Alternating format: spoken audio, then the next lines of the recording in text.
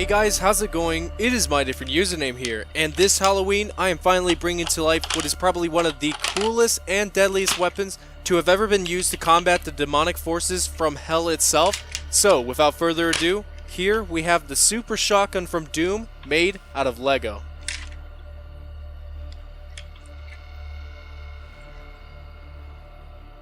Alright, so before we begin, I figured we could go out of our way to, kind of decorate the set here and really get into the Halloween spirit. Maybe some cobwebs and jack-o'-lanterns and... hello? Hello?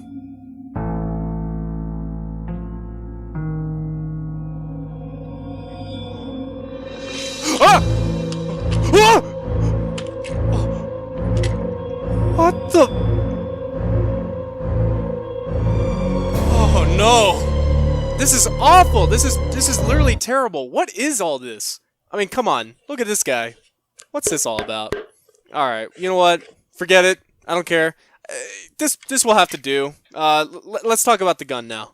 So, the Super Shotgun is the double-barrel break-action shotgun that can be found within the later game of Doom. And the weapon is classified as one of the most damaging weapons that can be picked up and is rated with the stat of 60 damage per pellet.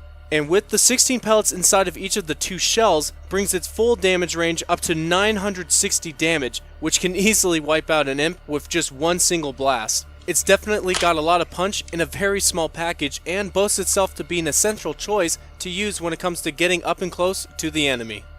And to start off, we can take our first look at the pistol grip, and this really does resemble more of a pistol grip style rather than the traditional sawn-off style that is seen on most double barrels. The curvature of the grip even identifies that this shotgun was intentionally built with the grip in mind and definitely wasn't sawn off. For the most part, the curvature was pretty hard to achieve, but does end up working out pretty well.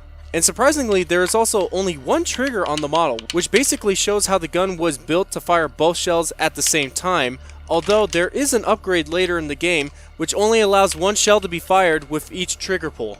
Kinda like what most double barrel shotguns do have set up.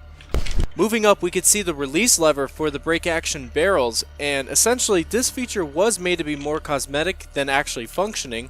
I mean, it does swivel on its own, but it doesn't actually open up the barrels. Not like it really matters too much. In game, you see the Doomslayer literally pry the barrels open just to load some shells in, and even when he reloads, you never really see the lever being hit too much. The barrels kinda just drop. So yeah, still looks cool though.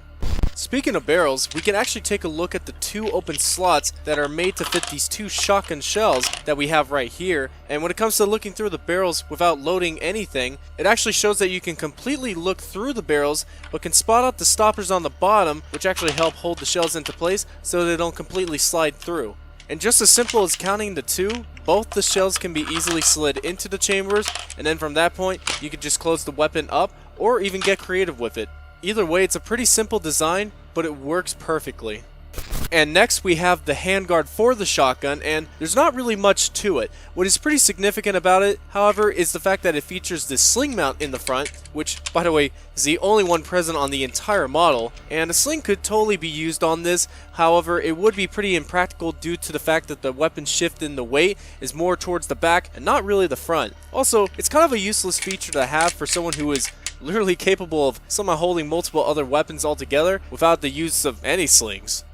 So, in conclusion, the Super Shotgun was definitely something that I should have made so long ago, and the fact that I haven't before is kind of baffling. But who knows, maybe it was for the best? I mean, I feel like I did do a great job when it came to building this gun. I even wanted to keep a certain balance of colors in line, and I feel like I did a decent job on that end, as well as trying to incorporate every single detail possible. Anyways, I think it's about that time, so let's finally shoot it.